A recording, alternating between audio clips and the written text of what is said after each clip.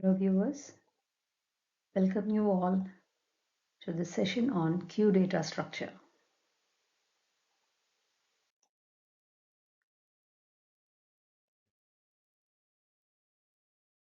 Understanding queues, a linear data structure. Think of a queue like a line of people at a ticket counter. The person who gets in the first in the line is the first one to be served. Queues operate on the first in first out principle, often abbreviated as FIFO. This means the first element you add to the queue will be the first one to be removed. In our ticket counter analogy, this is like the first person in line being the first to get their ticket. So in a queue, we add elements to the rear and remove elements from the front. Continuing with this line analogy, people join the end of the line and are served from the front. Queues can be implemented in two main ways, using arrays or using linked lists. Arrays provide a straightforward way to implement a queue, but can be limited by a fixed size. Linked lists offer more flexibility with dynamic sizing, making them a popular choice for implementing queues. In computer networks, queues manage shared resources, ensuring data packets are processed in the order they arrive. In operating systems, queues are used for CPU scheduling algorithms to manage the order in which processes are executed. Now that we have an understanding of what a queue is, so let's look into the key features that define a queue and make it an important data structure. First, queues consist of homogeneous elements, meaning all elements in the queue are of the same type. This uniformity ensures that operations performed on the queue are consistent and predictable. A queue has two distinct ends, the front and the rear. Elements are added to the rear end and removed from the front end. This setup supports the orderly management of elements based on the FIFO principle. The core of a queue's functionality is its mechanism, which is FIFO, first in, first out. Queues are highly flexible and can be implemented in different ways, such as arrays or linked lists. Queues are designed to be fast and efficient, particularly for operations like enqueuing, which is adding, and dequeuing, which is removing elements. This efficiently makes queues suitable for time-critical applications like task scheduling and resource management. Let's look into the fundamental operations that can be performed on a queue. These operations allow us to manage the elements within the queue very efficiently. The first operation is enqueue. Enqueue refers to adding an element in the queue at the rear end. Think of this as someone joining the end of the line. This operation increases the queue size by 1, or depending upon the count of elements what you add at the end. Next is dequeue. Dequeue involves removing an element from the front of the queue. This is like serving the first person in the line and then letting them go. The operation decreases the queue size by 1 and follows the FIFO principle. The isNull function or operation checks if the queue is empty. It's a quick way to determine whether there are any elements in the queue. If the queue is empty, isNull returns true. IsFull operation checks if the queue is full. This is particularly relevant for queues implemented with arrays where a maximum size is defined. If the queue has reached its capacity, isFull returns true. The rear operation retrieves the element at the rear of the queue without removing it. This allows us to see what the last added element is without modifying the queue's state. Finally, the peek operation retrieves the element at the front of the queue without removing it. This again is useful for inspecting the next element to be dequeued ensuring we know what's next in the line. Let's discuss the different types of queues. While the basic queue structure is foundational, there are several variations designed to address specific needs and use cases. First, we have the simple queue, also known as the linear queue. This type of queue follows the basic FIFO principle where elements are added to the rear and removed from the front. It is straightforward and useful for many fundamental applications, but it can suffer from inefficiency if not managed properly, particularly with fixed size arrays. Next is the circular queue. Unlike a simple queue, a circular queue connects the end of the queue back to the front, forming a circle. This design allows for efficient utilization of space. When the rear of the queue reaches the end of the array, it wraps around to the beginning if there is space available. So circular queues are especially useful in applications requiring continuous loop processing such as buffering and round-robin scheduling. A priority queue adds an element of priority to the traditional queue structure. Each element of the priority queue is being associated with a priority level, and elements are dequeued based on their priority rather than just their order in the queue. So this type of queue is crucial for scenarios like task scheduling in operating system where certain tasks need to be processed before others based on their importance.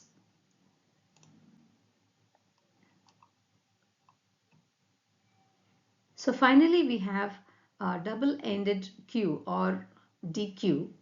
This type of queue allows insertion and deletion of elements from both ends. So it provides greater flexibility compared to simple and circular queues, making it useful for applications where elements need to be added or removed from both ends, such as cache implementations or complex data processing tasks. So having discussed the various types of queues, let's now look into the key advantages that make queues a valuable data structure in computing. Queues are designed to be memory efficient, especially when implemented as circular queues or linked lists. By reusing space efficiently and minimizing memory waste, queues help in optimizing resource usage, which is crucial in systems with limited memory. Queues allow for fast operations, particularly for enqueuing and dequeuing elements. So these operations are typically big O of 1, meaning they can be performed in constant time, making queues ideal for time-sensitive applications where performance is crucial. And queues offer greater flexibility with various types such as simple, circular, priority, and double-ended queues to suit different needs. So this adaptability allows queues to be used in wider range of scenarios. For example, in simple task management to complex scheduling and buffering tasks. So the FIFO mechanism is one of the core strengths of the queue. So by ensuring that the first element added is the first one removed, queue maintains a strict order of processing. So this orderly processing is essential for applications like print spooling, task scheduling, and managing requests in web server where tasks need to be handled in the order they arrive. So let's look into some practical applications where queues may play a critical role. Queues are commonly used for managing shared resources in various systems. For example, in a printer queue, multiple print jobs are lined up and processed in the order they were submitted, ensuring that each job gets its turn without any conflict. Similarly, in network routers, data packets are queued before being transmitted, managing the flow of data efficiency and preventing congestion. So event handling is another key application of queues in graphical user interfaces and event-driven programming. Events such as mouse clicks, key presses, and other user actions are placed in a queue. So one of the most critical applications of queue is in CPU scheduling.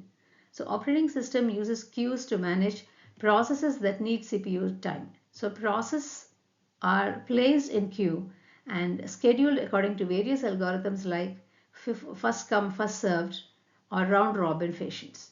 So this ensures that every process gets a fair share of CPU time and improves the efficiency and responsiveness of the system. So in array-based implementation, fixed size array is used to store queue elements. We keep track of the front and rear indices to manage the queue. When the rear index reaches the end of the array,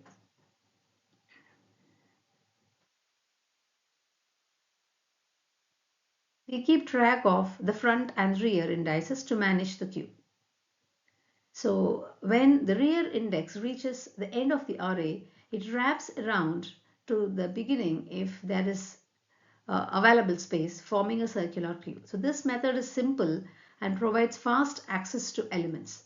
So in a linked list implementation, each element in the queue is stored in a node and nodes are connected via pointers. So this implementation uses dynamic memory allocation, so the queue can grow and shrink as needed without a predefined limit. So it involves pointers to the front and rear nodes, allowing efficient insertion and deletion. So in the advantage of array-based implementation is fast access to elements due to contiguous memory allocation. It is simple and efficient for small queues with a known maximum size. Fixed size can lead to waste memory or wasted memory if the array is not fully utilized or overflow if it exceeds the predefined size. So advantages of linked list could be dynamic size allows the queue to grow and shrink as needed, and there is no need to manage wraparound logics. So extra memory overhead due to pointers is one of the trade-off in linked list.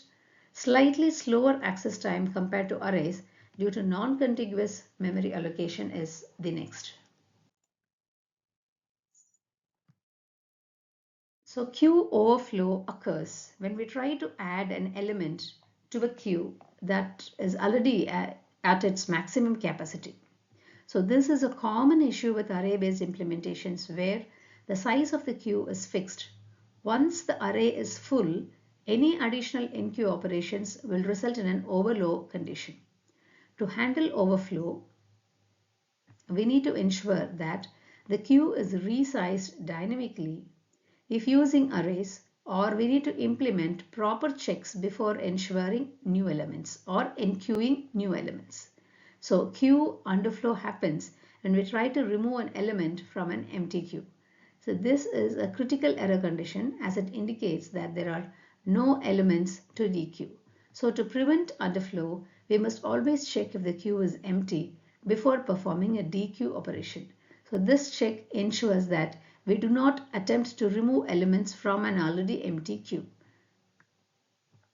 So effective memory utilization is another significant challenge when working with queues. In array-based implementation, fixed size arrays can lead to inefficient memory use if the queue is not always full, resulting in wasted memory or space. So conversely, in a linked list implementation, although the queue can grow dynamically, there is additional memory overhead due to the storage of pointers for each node. So balancing memory allocation and usage is crucial. Choosing the appropriate queue implementation based on expected usage patterns can help overcome or mitigate these challenges.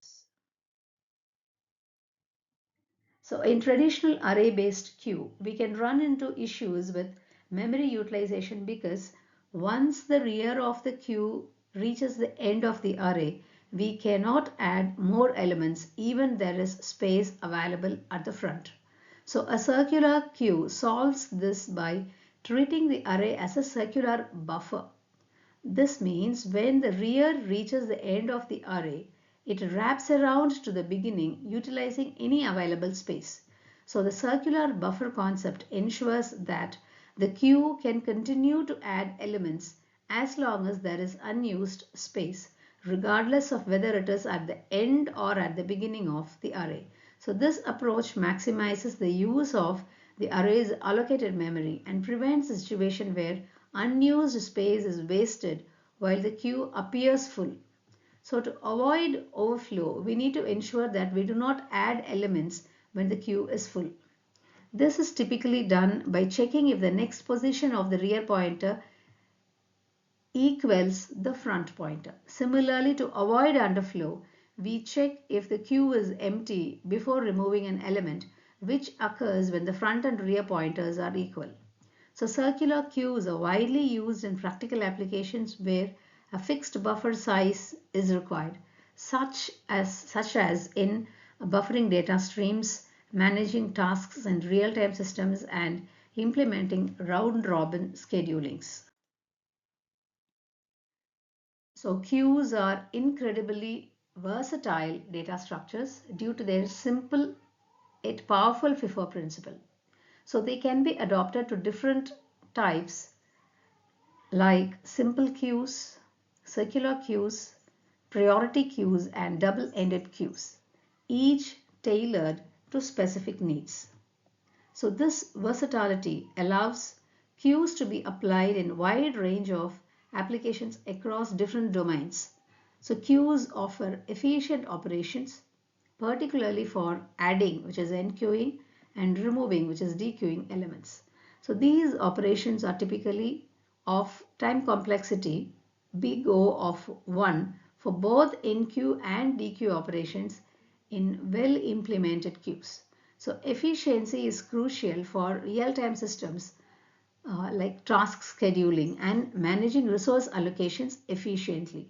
So the operating systems queues are in operating systems queues are used for CPU scheduling algorithm to manage processes execution order. So in software engineering, queues are essential for event-driven architectures and message queuing systems. So in everyday applications, queue manages tasks in printer spoolers, event handling in GUI frameworks, and more. I hope this video is of use to you. Thank you very much.